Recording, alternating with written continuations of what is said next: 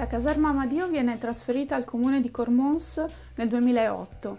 L'amministrazione avvia un procedimento di Agenda 21 per conoscere l'opinione dei cittadini su quest'area ed emerge l'idea di farne un parco urbano.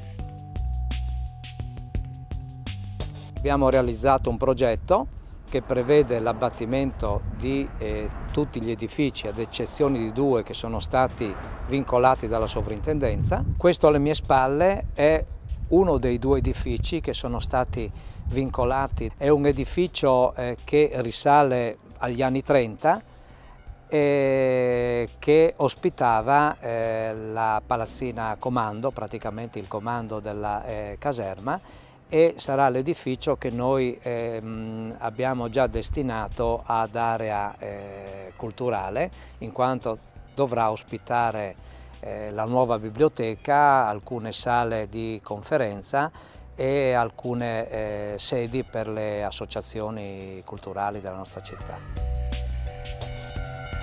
Abbiamo dovuto approvare in Consiglio Comunale una variante al piano regolatore, la quale appunto prevede l'abbattimento degli edifici, la realizzazione di un parco e dei parcheggi e naturalmente la trasformazione di questi 2 stabili che sono stati vincolati dalla sovrintendenza in 2 aree diverse. Siamo orientati a realizzare, attraverso l'intervento anche dei privati, di spazi per la promozione dei prodotti locali. Il primo lotto appunto consiste nell'abbattimento di edifici e nella realizzazione del parco urbano. Abbiamo riservato 8.000 metri quadri dei 65.000 e li abbiamo trasformati in aree edificabili che intendiamo vendere ovviamente ai privati per ottenere i fondi necessari a completare l'intervento globale.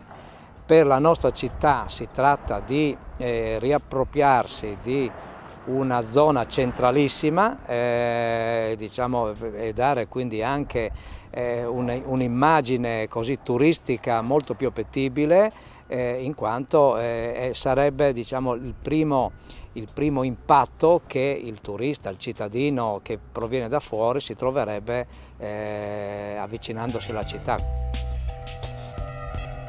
Il numero dei militari è variato nel corso del tempo, no? Diciamo, ma 600, 1000 ce n'erano.